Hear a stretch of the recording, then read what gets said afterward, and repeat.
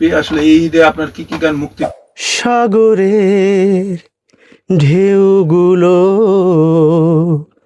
তীরকে যখন ছুঁয়ে যায়।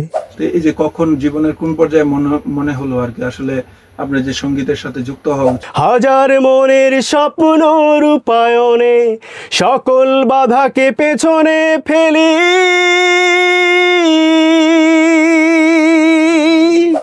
চমৎকার একটা প্রশ্ন করেছেন। দর্শক, ঈদ উপলক্ষে সোনালী নিউজের বিশেষ আয়োজন সঙ্গীত আড্ডায় আপনাদের স্বাগত জানাচ্ছি। আমি তরুণ বেগী এবং আমাদের এই আড্ডায় যুক্ত হয়েছেন রফিকুল হাসান সেলিম ভাই। সেলিম ভাই, আমাদের এই আয়োজনে আপনাকে স্বাগতম। কেমন যাচ্ছে আপনার এই ঈদ? কেমন কাটছে ঈদের দিনগুলো? আলহামদুলিল্লাহ, খুব ভালো যাচ্ছে। মূলত ভাই, আমাদের যে ঈদের আয়োজন, এই ঈদ আয়োজন, আপনি যে একজন সঙ্গীত শিল্পী, আসলে এই ঈদে আপনার কি গান মুক্তি পেলো বা নতুন কোনো গান আসছে কিনা, ঈদ উপলক্ষে এসেছে কিনা মার্কেটে, এই বিষয়টা যদি একটু বলতেন। আসলে আমি বেসিক্যালি সরকারি মানে গভর্নমেন্ট সার্ভিস হোল্ডার, একজন পেশায় একজন ইঞ্জিনিয়ার, পাশাপাশি মিউজিকের সাথে জড়িত আছি সেই ছোটোবেলা থেকেই। তো আমার কিছু গান সামনে রিলিজ হবে, আমি স্টুডিওতে কাজ করছি। আর এই ফাঁকে আমি বেতারে আমার একটা রেকর্ডিং আছে, আগামীকাল রেকর্ডটা করব। আর আশা করি সামনে শ্রোতাদেরকে খুব ভালো ভালো গান উপহার দিতে পারবো। দর্শকদের উদ্দেশ্যে আসলে যদি কোনো গান শোনাতে চান বা যদি দর্শকদের জন্য কোনো গান থাকতো যেটা আসলে দর্শকদের শোনাতে চান। আমি বেশ কয়েকটা গান নিয়ে কাজ করছি। এর মধ্যে যেটা বলবো আর কি, একটা গান আছে, সাগরের ঢেউগুলো তীরকে যখন ছুঁয়ে যায়, সাগরের ঢেউগুলো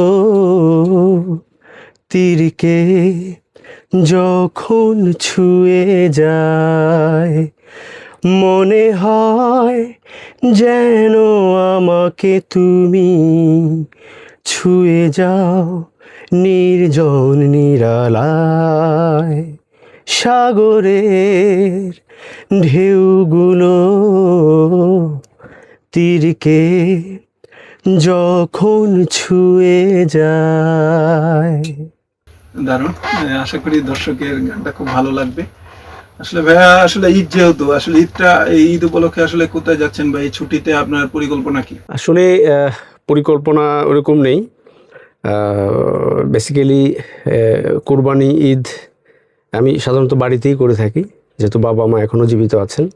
তো তাদের সাথে ঈদ করবো ইনশাল্লাহ, আল্লাহ যদি তৌফিক দেন।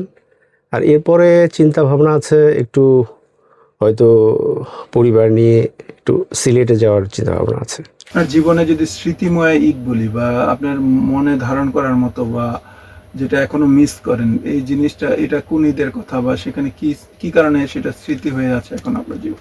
আসলে স্মৃতিময় ঈদ বলতে কুরবানি ঈদটাকেই স্মৃতিময় হিসেবে ধরা হয়, কারণ ছোটোবেলা থেকেই তো ওই গ্রামে যখন ঈদ করতাম, আমি তো এসএসসি ইন্টার গ্রামেই পড়াশোনা করেছি।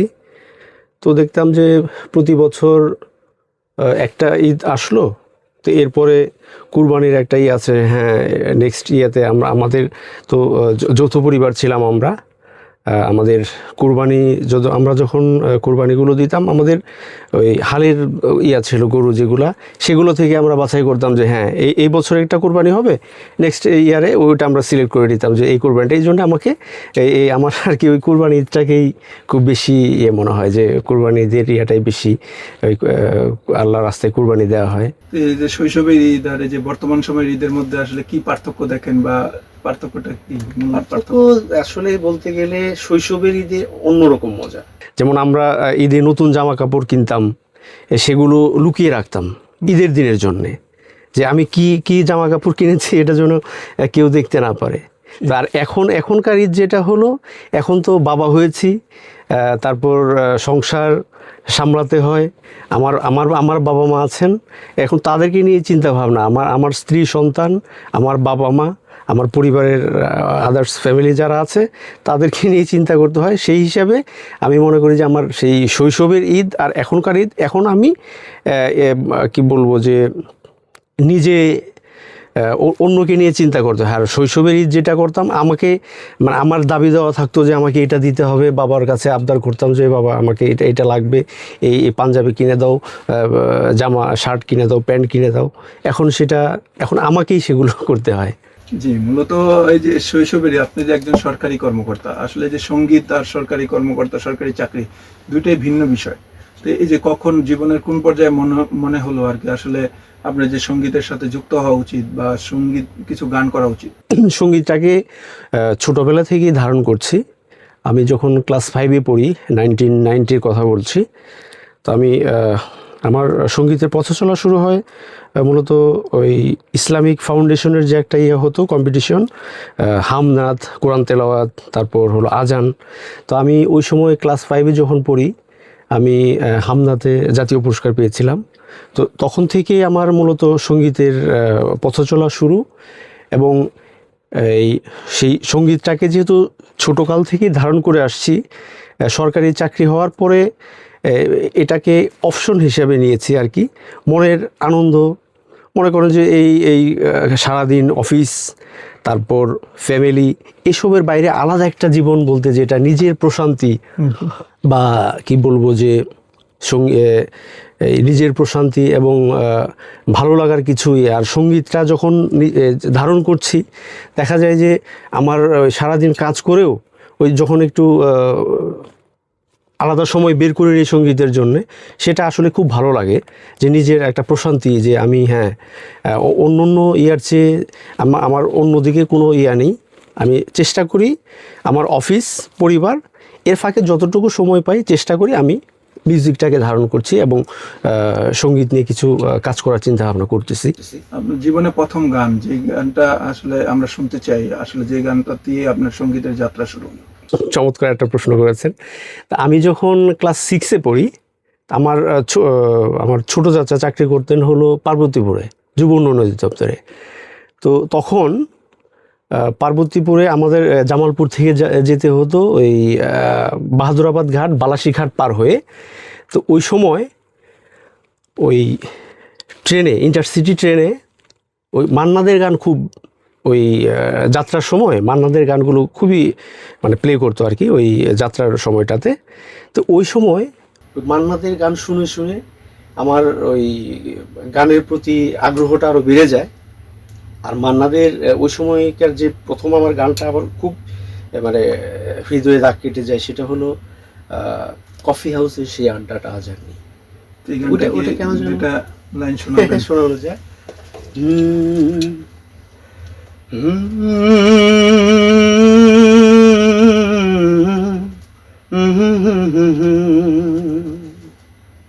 লা লা লা লা লা লা লা লা লা লা লা লা লা লা লা লা লা। কফি হাউসের সেই আড্ডাটা আজ আর নেই, কোথায় হারিয়ে গেল সোনালি বিকেলগুলো সেই আজ আর নেই। লা লা লা লা লা লা লা লা লা লা লা লা লা লা লা লা লা লা। থ্যাংক ইউ, ভালো। মূলত আসলে যে গান থেকে আপনি যেহেতু একজন মেরিড পারসন, আসলে আপনার জীবনে প্রথম প্রেম বা আপনার কি লাভ ম্যারেজ নাকি অ্যারেঞ্জ ম্যারেজ? আমার একটা অ্যারেঞ্জ ম্যারেজ। আমার বাবা মার পছন্দে আমি বিয়ে করেছি, আমার এলাকাতেই বিয়ে করেছি, কিন্তু ওই কেউ বিশ্বাস করতে চায় না, শিল্পী মানুষ তো মনে করে, আর যেহেতু একই এলাকায় বিয়ে, তো সেই হিসাবে সবাই মনে করে যে না আমারটা হয়তো লাভ ম্যারেজ না। আমি ওই আমার বাবা মার পছন্দেই বিয়ে করেছি। তো ভাবির সাথে প্রথম দেখা কিভাবে? প্রথম আমি দেখিনি। আমার মা যখন মানে আমার বিয়ের যখন মানে মেয়ে দেখা শুরু হলো, তখন বিভিন্ন জায়গা থেকে প্রস্তাব আসলো। তো পরে দুই একটা মেয়ে দেখলামও। আসলে বিয়ে শাদী তো এটা উপরওয়ালার ইচ্ছায়। তো আপনার ভাবির কথা বলছি। আমি আসলে ওকে প্রথমে কখনো দেখিনি। আমার মা এবং ফুপুরা গিয়ে তাকে পছন্দ করে আসে। আমাকে বলল যে হ্যাঁ বাবা, আমি একটা মেয়ে দেখেছি, তুমি যদি আসতে চাও তাহলে একটু এসে দেখো। আমি তখন ঢাকায় ছিলাম। পরে দেখলাম যে আসলে আমার উদ্দেশ্য ছিল মেয়ে দেখা বা আমি দেখতে যাব, কিন্তু দুই পরিবারের সম্মতিক্রমে ওই দিনই আমার আসলেই মানে বিয়েটা হয়ে যায় আর কি। জি, আমরা যতটুকু জানতে পেরেছি আসলে আপনার একজন ছেলে একজন মেয়ে আছে। আসলে আপনার কি চান আসলে তারা সরকারি কর্মকর্তা হোক? কারণ আপনি যেহেতু দুইটা পেশা, একজন সরকারি কর্মকর্তার সাথে আপনি একজন সঙ্গীত শিল্পী, তো আপনি ছেলে মেয়েদের জন্য কি ভাবছেন? আসলে তারা সঙ্গীত জগতে আসুক, এরকম কোনো চিন্তা ভাবনা আছে কিনা? সত্যি কথা বলতে মানে আমার যতটা আগ্রহ ছিল ছোটবেলায় গানের প্রতি, ইভেন এখনও আমি মানে যেভাবে আগ্রহ করে গানটাকে লালন করছি, তো আমার ছেলে মেয়ে দুজনের একজনেরও দেখি সেই আগ্রহ নেই। তো মেয়েটা মতিঝিল আইডিয়াল স্কুল অ্যান্ড কলেজে ক্লাস 8-এ পড়ছে এখন। তো ওর পড়াশোনা ছাড়া আর কোনো জগৎ নাই। আমি ওকে অনেকবার বলি যে আসো মা একটু প্র্যাকটিস করি। ওই দেখা যায় যে একটু নিয়ে বসলাম, ওই পর্যন্তই শেষ, কিন্তু আর এটাকে আর কন্টিনিউ করে না। ওই ছেলেটাও দেখি আগ্রহ নাই। তবে আমার বিশ্বাস তারা গড গিফটেড। আমিও অ্যাকচুয়ালি ছোটোবেলা থেকে প্র্যাকটিস করছি, বাট আমার আল্লাহ প্রদত্ত, আমার পরিবারে কেউ গান করতো না। তো আমার মনে হয় যে আমার ছেলে মেয়েরা গান গাবে, কিন্তু আমার ইচ্ছা যে তারা মানুষের মতো মানুষ হবে এবং উচ্চশিক্ষায় শিক্ষিত করাই আমার উদ্দেশ্য মূলত। জি, আপনার প্রত্যাশা অনুযায়ী আপনার ছেলে মেয়েরা উচ্চশিক্ষায় শিক্ষিত হোক, সেই প্রত্যাশা করি। দর্শক, আজকে আমরা এখানে শেষ করব, তবে যাবার আগে ভাইয়ের কাছ থেকে আরেকটি গান শুনবো এবং ভাইয়ের গানের মধ্য দিয়ে আপনাদের সাথে বিদায় নাও। সুপ্রিয় দর্শক, আমি বেশ কয়েকটি গান নিয়ে কাজ করছি। সামনে আশা করি আপনারা আমার গানগুলো শুনতে পাবেন। তো এই গানগুলো আমার যে গানগুলো সামনে রিলিজ হবে, যে গানগুলোর গীতিকার মোহাম্মদ রফিকুল ইসলাম ইরফান, আর মিউজিক কম্পোজিশন করছে আমাদের ঋষিকেশ রকি ভাই।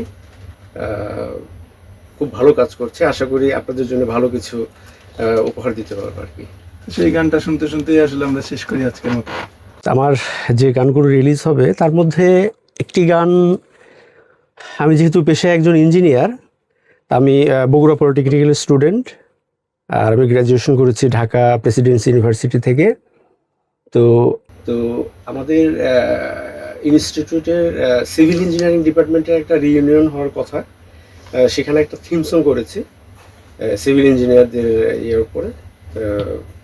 গানটি আমি একটু 2-3 লাইন শোনাচ্ছি।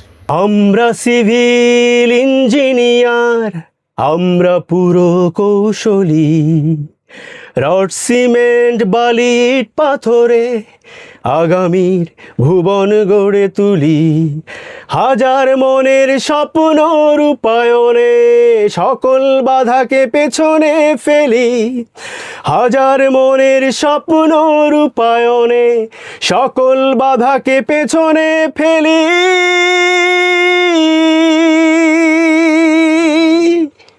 হো হো হো হো হো হো হো হো হো হো হো হো হো হো হো হো। Thank you. দর্শক, আজকে এখানে শেষ করছি। আবারও দেখা হবে আগামী পর্বে। সে পর্যন্ত ভালো থাকুন, সুস্থ থাকুন এবং সোনালী নিউজের সাথেই থাকুন।